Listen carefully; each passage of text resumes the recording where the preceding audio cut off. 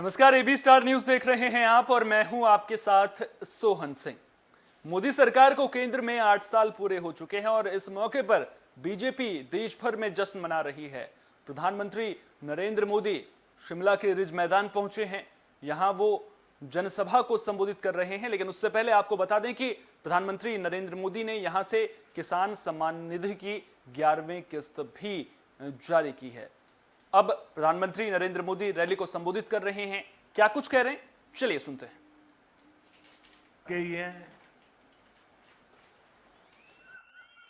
हमारे जयराम जी, उनकी तरफ से एक सुझाव आया और दोनों सुझाव मुझे बहुत अच्छे लगे।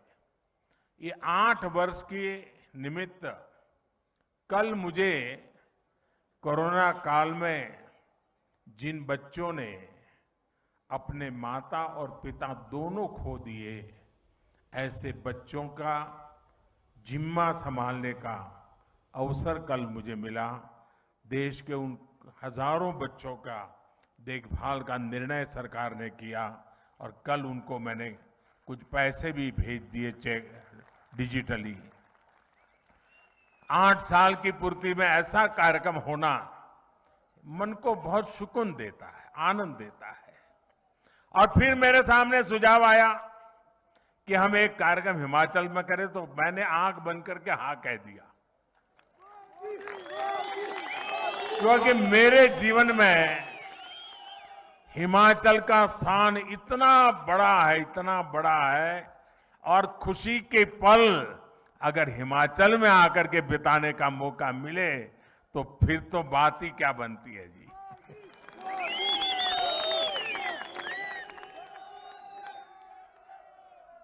आज इसलिए मैंने कहा कि 8 साल के निमित्त देश का ये महत्वपूर्ण कार्यक्रम आज शिमला की धरती पे हो रहा है, जो कभी मेरी कर्म भूमि रही, मेरे लिए जो देवभूमि है, मेरे लिए जो पुण्य भूमि है, वहां पर मुझे आज देशवासियों को इस देवभूमि से बात करने का मौका मिले, ये अपने आप में मेरे लिए खुशी अनेक गुना बढ़ा देने वाला काम है। साथियों, 130 करोड़ भारतीयों के सेवक के तौर पर काम करने का मुझे आप सबने जो अवसर दिया, मुझे जो सौभाग्य मिला, सभी भारतीयों का जो विश्वास मुझे मिला है, अगर आज मैं कुछ कर पाता हूं, दिन रात दौड़ पाता हूं, तो ये मत सोचिए कि ये मोदी करता है, ये मत सोचिए कि मोदी दौड़ता है।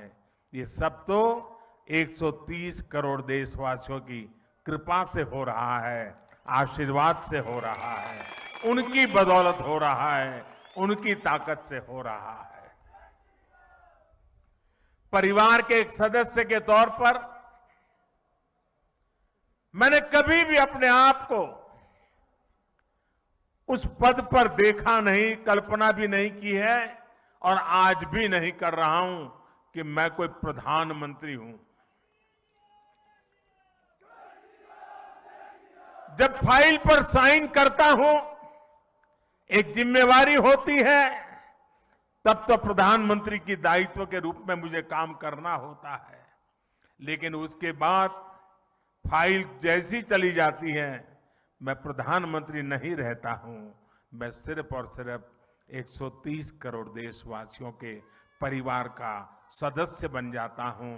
आप ही के परिवार के सदस्य के रूप में, एक प्रधान सेवक के रूप में जहां भी रहता हूं, काम करता रहता हूं और आगे भी एक परिवार के सदस्य के नाते परिवार की आशा आकांक्षाओं से जुड़ना, 130 करोड़ देशवासियों का परिवार, यही सब कुछ है मेरी जिंदगी में। आप ही हैं सब कुछ मेरी जिंदगी में और ये जिंदगी भी आप ही के लिए है।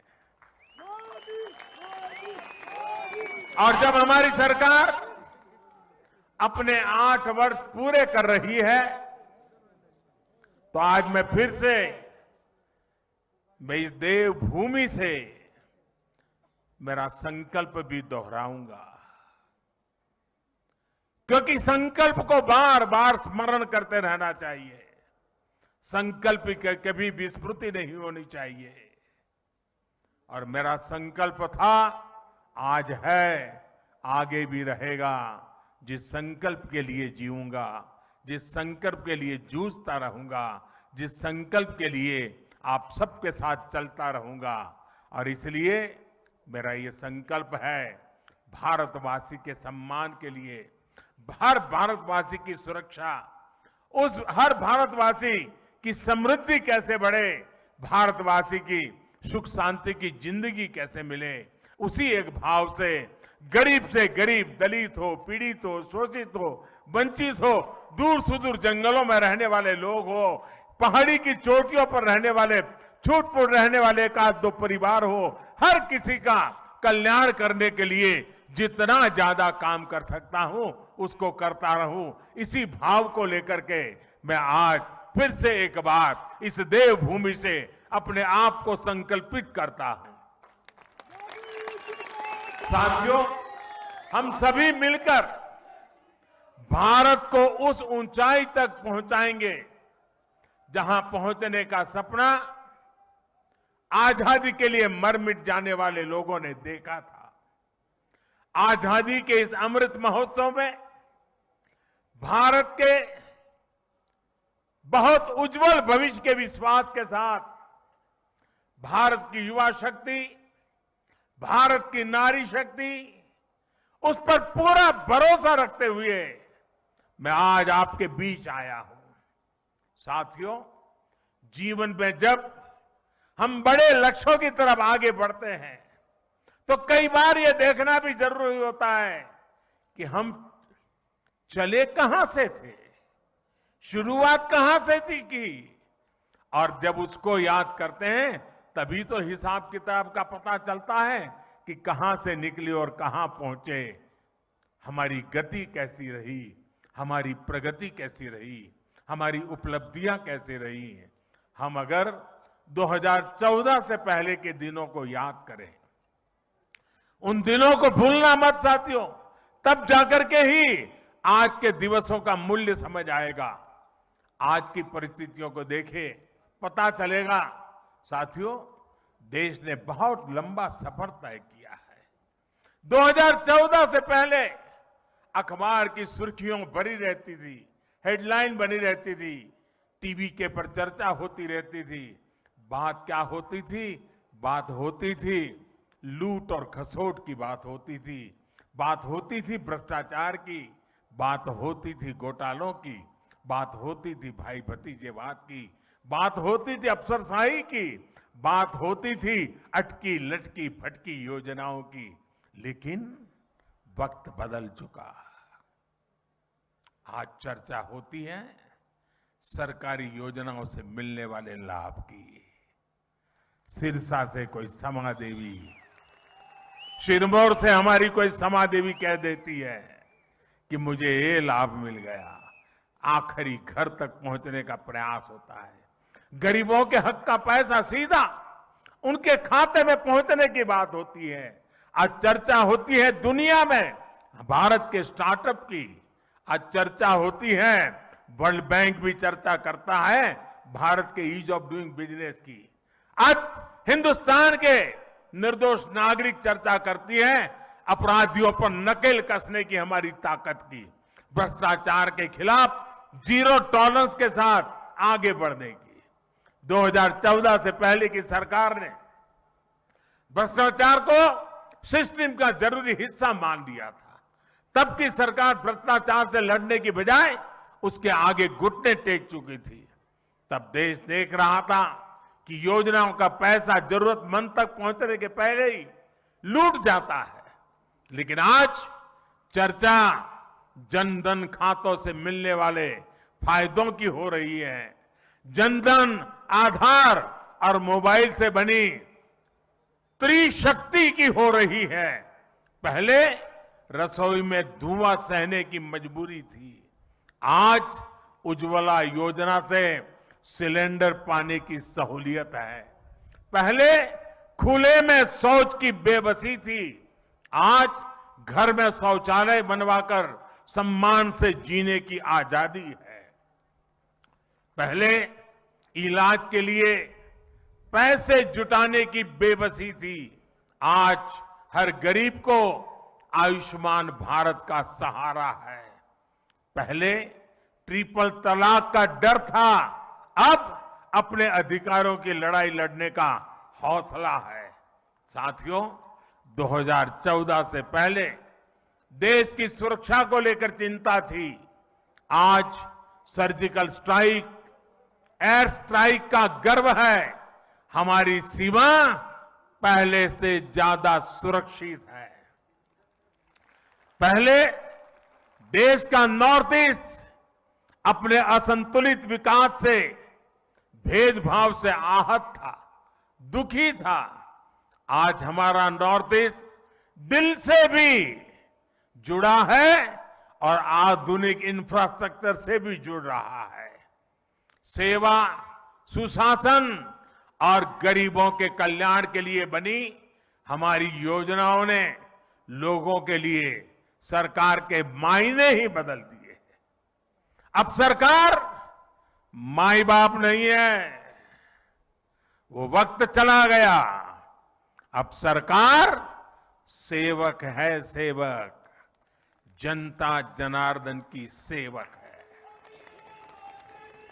अब सरकार जीवन में दखल देने के लिए नहीं, बल्कि जीवन को आसान बनाने के लिए काम कर रही है। बीते वर्षों में हम विकास की राजनीति को देश की मुख्य धारा में लाए हैं।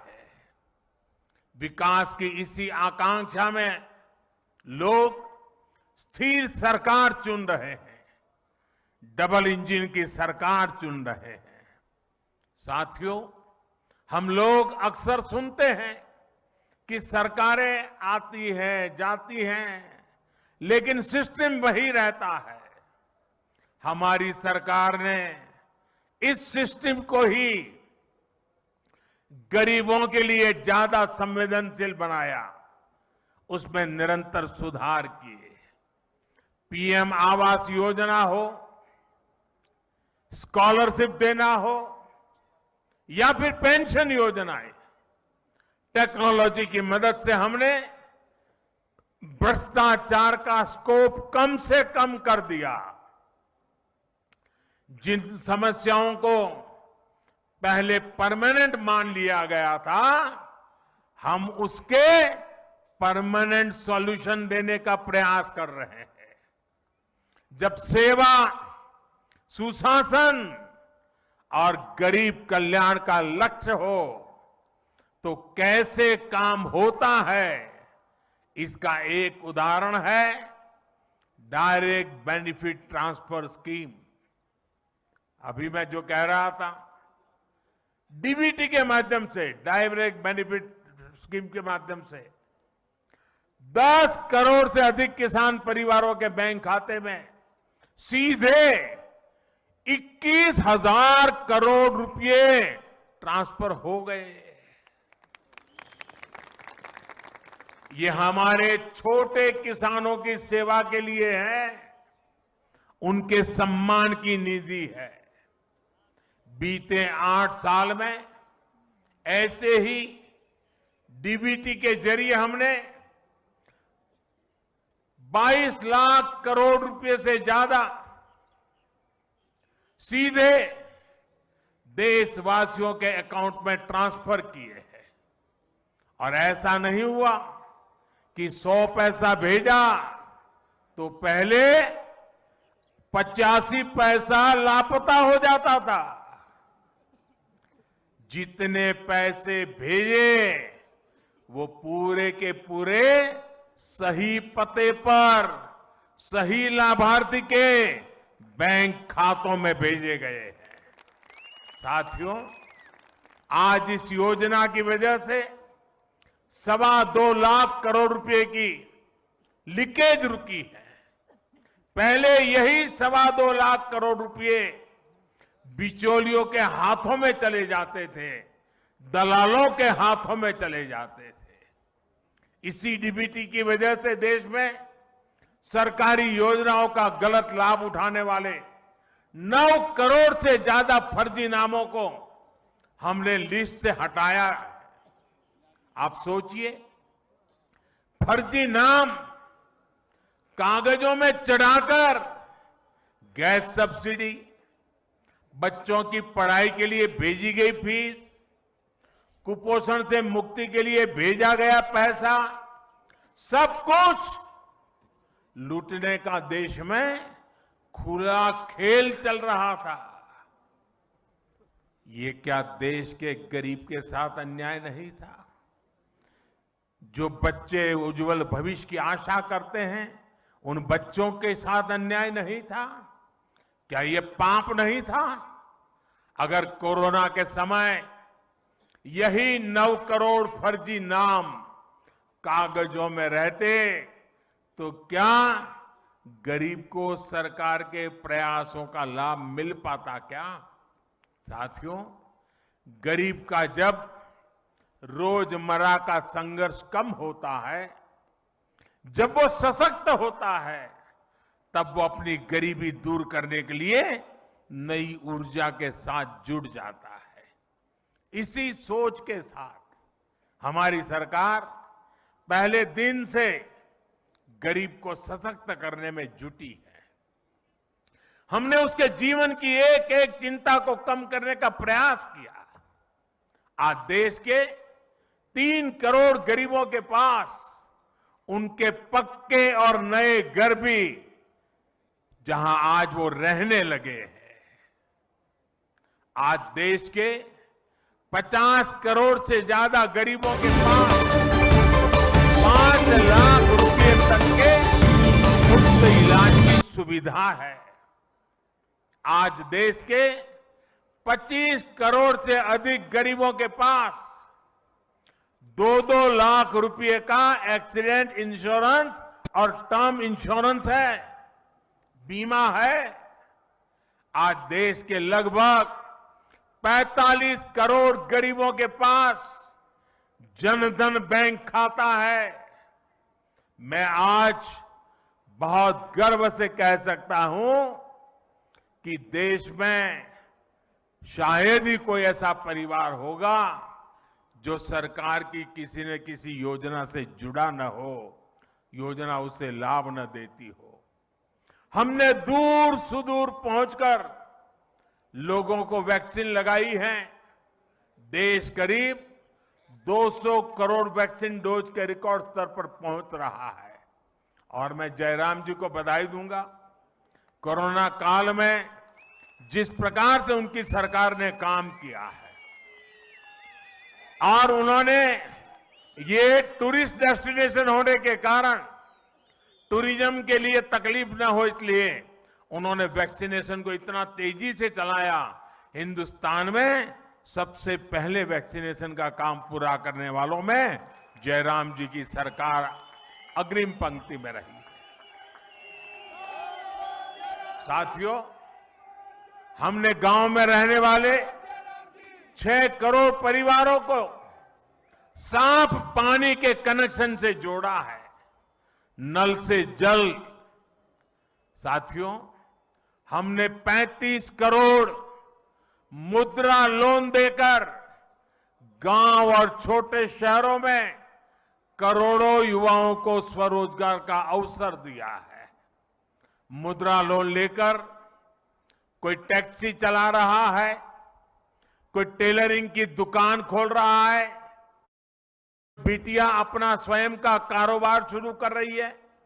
रेडी ठेले पटरी पर काम करने वाले लगभग 45 लाख साथियों को भी पहली बार बैंकों से ऋण मिला है, अपने काम को बढ़ाने का रास्ता मिला है। और जो प्रधानमंत्री मुद्रा योजना है ना, मेरे लिए संतोष की बात है, उसमें 70% बैंक से पैसा प्राप्त करने वालों में 70% हमारी माताएं बहनें हैं, जो एंटरप्रेन्योर बन करके आज लोगों को रोजगार दे रही है। साथियों, यहां हिमाचल प्रदेश के तो हर घर से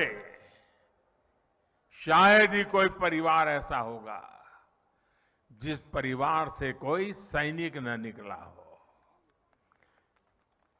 ये वीरों की भूमि है जी, ये वीर माताओं की भूमि है जो अपने गोद से वीरों को जन्म देती हैं, जो वीर मातृभूमि की रक्षा के लिए 24 घंटे अपने आप को खपाते रहते हैं। साथियों, ये जो सैनिकों की भूमि है, ये सैन्य परिवारों की भूमि है। यहां के लोग कभी भूल नहीं सकते कि पहले की सरकारों ने उनके साथ किस तरह का बर्ताव किया। वन रैंक वन पेंशन के नाम पर कैसे उन्हें धोखा दिया। अभी हम लद्दाख के एक पूर्व सैनिक से बात कर रहे थे, जीवन सेना में बिताया था। उसको पक्का घर हमारे आने के बाद मिल रहा है। साथियों, उनको निवृत्त हो गए भी 30-40 साल हो गए। साथियों, सैन्य परिवार हमारी संवेदनशीलता को भली भांति समझता है। ये हमारी ही सरकार है जिसने 4 दशकों के इंतजार के बाद वन रैंक वन पेंशन को लागू किया। हमारे पूर्व सैनिकों को एरियर का पैसा दिया। इसका बहुत बड़ा लाभ हिमाचल के हर परिवार को हुआ है। साथियों, हमारे देश में दशकों तक वोट बैंक की राजनीति हुई है। अपना अपना वोट बैंक बनाने की राजनीति ने देश का बहुत नुकसान किया है। हम वोट बैंक बनाने के लिए नहीं, हम नए भारत को बनाने के लिए काम कर रहे हैं। जब देश राष्ट्र के नवनिर्माण का हो, जब लक्ष्य आत्मनिर्भर भारत का हो, जब इरादा 130 करोड़ देशवासियों की सेवा और उनका कल्याण करने का हो, तो वोट बैंक नहीं बनाए जाते, सभी देशवासियों का विश्वास जीता जाता है। इसलिए हम सबका साथ, सबका विकास, सबका विश्वास और सबका प्रयास की भावना से आगे बढ़ रहे हैं। सरकार की योजनाओं का लाभ सबको मिले, हर गरीब को मिले, कोई गरीब छूटे नहीं। अब यही सरकार की सोच है और इसी अप्रोच से हम काम कर रहे हैं। हमने 100% लाभ, 100% लाभार्थी तक पहुंचाने का बीड़ा उठाया है। लाभार्थियों के सैचुरेशन का प्रण लिया है। 100% सशक्तिकरण यानी भेदभाव खत्म, सिफारिश खत्म, तुष्टीकरण खत्म। 100% सशक्तिकरण यानी हर गरीब को सरकारी योजनाओं का पूरा लाभ। मुझे ये जानकर अच्छा लगा कि जयराम जी के नेतृत्व में हिमाचल प्रदेश इस दिशा में बहुत अच्छा काम कर रहा है। हर घर जल योजना में भी हिमाचल 90% घरों को कवर कर चुका है। किन्नौर, लाहौल स्पीति, चंबा, हमीरपुर जैसे जिलों में तो 100% कवरेज हासिल की जा चुकी है। साथियों, मुझे याद है 2014 से पहले जब मैं आपके बीच आता था तो कहता था कि भारत दुनिया से आंख झुकाकर नहीं, आंख मिलाकर बात करेगा। आज भारत मजबूरी में आज भारत मजबूरी में दोस्ती का हाथ नहीं बढ़ाता है, और जब मजबूरी में दोस्ती का हाथ बढ़ाता है ना, तो ऐसे बढ़ाता है। बल्कि आज भारत मदद करने के लिए हाथ बढ़ाता है और हाथ ऐसे करके ले जाता है। कोरोना काल में भी हमने 150 से ज्यादा देशों को दवाइयां भेजी हैं, वैक्सीन भेजी है, और इसमें हिमाचल प्रदेश के फार्मा हब बद्दी की भी बड़ी भूमिका रही है। भारत ने सिद्ध किया है कि हमारे पास पोटेंशियल भी है और हम परफॉर्मर भी है। अंतर्राष्ट्रीय संस्थाएं भी मान रही हैं कि भारत में गरीबी कम हो रही है, लोगों के पास सुविधाएं बढ़ रही है। इसलिए अब भारत को सिर्फ अपने लोगों की आवश्यकताएं ही पूरी नहीं करनी है, बल्कि लोगों की जागी हुई आकांक्षाओं को भी हमें पूरा करना है। हमें 21वीं सदी के बुलंद भारत के लिए, आने वाली पीढ़ियों के उज्जवल भविष्य के लिए अपने आप को खपाना है। एक ऐसा भारत जिसकी पहचान अभाव नहीं बल्कि आधुनिकता हो। एक ऐसा भारत जिसमें लोकल मैन्युफैक्चरर लोकल डिमांड को भी पूरा करे और दुनिया के बाजारों में भी अपना सामान बेचे। एक ऐसा भारत जो आत्मनिर्भर हो, जो अपने लोकल के लिए वोकल हो, जिसे अपने स्थानीय उत्पादों पर गर्व हो। हमारे हिमाचल का तो हस्तशिल्प, यहां की वास्तुकला वैसे ही इतनी मशहूर है। चंबा का मेटल वर्क, सोलन की पाइन आर्ट, कांगड़ा की मिनिएचर पेंटिंग के लोग, और इसे देखकर टूरिस्ट लोग दीवाने हो जाते हैं। ऐसे उत्पाद देश के कोने कोने में पहुंचे, अंतर्राष्ट्रीय बाजारों की रौनक बढ़ाए, इसके लिए हम काम कर रहे हैं। वैसे भाइयों और बहनों, हिमाचल के स्थानीय उत्पादों की चमक तो अब काशी में बाबा विश्वनाथ के मंदिर तक पहुंच गई है। कुल्लू में बनी हमारी माताओं बहनें बनाती हैं। कुल्लू में बनी पोहलें सर्दी के मौसम में काशी विश्वनाथ मंदिर के पुजारियों और सुरक्षा कर्मियों की मददगार बन रही है। बनारस का सांसद होने के नाते मैं इस उपहार के लिए हिमाचल प्रदेश के लोगों का विशेष आभार व्यक्त करता हूं। साथियों, बीते 8 वर्षों के प्रयासों के जो नतीजे मिले हैं, उनसे मैं बहुत विश्वास भरा हुआ हूं, आत्मविश्वास से भरा हुआ हूं।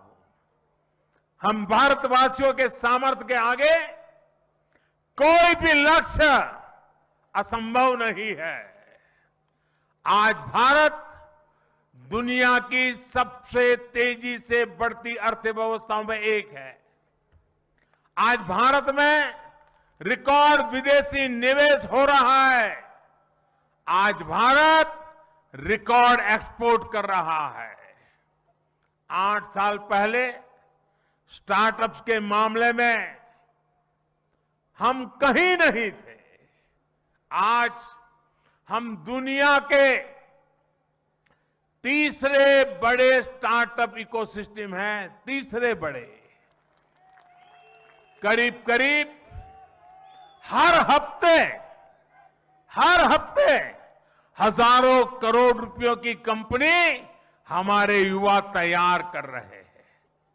आने वाले 25 साल के विराट संकल्पों की सिद्धि के लिए देश नई अर्थव्यवस्था के नए इंफ्रास्ट्रक्चर का निर्माण भी तेजी से कर रहा है।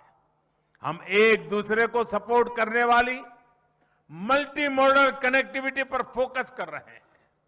इस बजट में हमने जो पर्वतमाला योजना की घोषणा की है, वो हिमाचल जैसे पहाड़ी प्रदेश में कनेक्टिविटी को और मजबूत करेगी। इतना ही नहीं, हमने वाइब्रेंट बॉर्डर विलेज, इसकी जो योजना बजट में रखी है, उसके कारण सीमा पर बसे हुए जो गांव है, ये गांव वाइब्रेंट बने, टूरिस्ट डेस्टिनेशन बने, एक्टिविटी के सेंटर बने। सीमा पर सटे हुए गांव, उनके विकास के लिए भारत सरकार ने एक विशेष योजना बनाई है। ये वाइब्रेंट बॉर्डर विलेज की योजना का लाभ मेरे हिमाचल के सीमावर्ती गांवों को स्वाभाविक रूप से मिलने वाला है। साथियों, आज जब हम दुनिया का सर्वश्रेष्ठ डिजिटल इंफ्रास्ट्रक्चर बनाने पर फोकस कर रहे हैं, हम देश भर में स्वास्थ्य सेवाओं के आधुनिकीकरण पर काम कर रहे हैं। Ayushman Bharat health infrastructure mission के तहत जिला और ब्लॉक स्तर पर क्रिटिकल हेल्थ केयर सुविधाएं हम तैयार कर रहे हैं। हर जिले में एक मेडिकल कॉलेज हो, इस दिशा में काम चल रहा है। और इतना ही नहीं, गरीब मां का बेटा बेटी भी अब डॉक्टर बनने का सपना पूरा कर सकता है। पहले तो हाल ये था कि अगर उसको स्कूली शिक्षा अंग्रेजी में नहीं हुई तो डॉक्टर होने के सपने अधूरे रह जाते थे। अब हमने तय किया है, मेडिकल और टेक्निकल एजुकेशन हम मातृभाषा में करने को प्रमोट करेंगे, ताकि गरीब से गरीब का बच्चा, गांव का बच्चा भी डॉक्टर बन सके, और इसलिए उसे अंग्रेजी के गुलाम होने की जरूरत नहीं पड़ेगी। साथियों, देश में एम्स जैसे बेहतरीन संस्थानों का दायरा देश के दूर सुदूर के राज्यों तक बढ़ाया जा रहा है। बिलासपुर में बन रहा एम्स इसका एक प्रत्यक्ष प्रमाण है। अब हिमाचल वासियों को चंडीगढ़ या दिल्ली जाने की मजबूरी नहीं रहेगी। साथियों, ये सारे प्रयास हिमाचल प्रदेश के विकास को भी गति देने का काम कर रहे हैं। जब अर्थव्यवस्था मजबूत होती है, रोड कनेक्टिविटी, इंटरनेट कनेक्टिविटी बढ़ती है, स्वास्थ्य सेवाएं सुधरती हैं, तो ये टूरिज्म को भी बढ़ाता है। भारत अपने यहां जिस तरह ड्रोन की मैन्युफैक्चरिंग बढ़ा रहा है, ड्रोन का इस्तेमाल बढ़ा रहा है, उससे हमारे दूर दराज के जो क्षेत्र है, हिंदुस्तान के दूर दराज के जो भी इलाके हैं, चाहे पहाड़ी हो, जंगल के इलाके हो, जैसे हिमाचल के दूर दराज के इलाके हैं, वहां पर इस ड्रोन सेवाओं का बहुत बड़ा लाभ मिलने वाला है। भाइयों और बहनों, बीते 8 वर्षों में आजादी के 100वें वर्ष के लिए, यानी 2047 के लिए मजबूत आधार तैयार हुआ है। इस अमृत काल में सिद्धियों के लिए एक ही मंत्र है, सबका प्रयास। सब जुड़े, सब जुटे और सब बढ़े, इसी भाव के साथ हमें काम करना है।